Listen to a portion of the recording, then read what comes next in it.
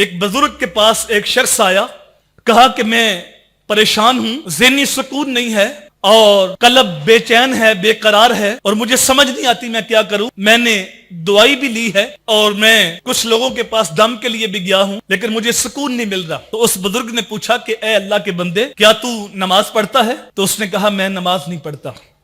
तो कहा तेरी रूह प्यासी है, तेरी रूह को भूख लगी है इबादत की, जिक्र इलाही की, जा 5 वक्त नमाज का एहतमाम कर और 8 दिन नमाज पढ़ने के बाद फिर मेरे पास आना। जब वो गया तो बेचैन था, बेसुकून था। जब 5 वक्त की नमाज पढ़ने का एहतमाम कर लिया और 8 दिन के बाद उस बुजुर्ग के पास हाजिर हुआ और उस वक्त इत्मीनान कल्ब था, ज़हनी सुकून था और आके ये कहता है कि मैंने कोई और दवाई इस्तेमाल नहीं की, बस रब की बारगाह में सजदे का मामूल बनाया है, अल्लाह ने मुझे सुकून कल्ब अता फरमा दिया।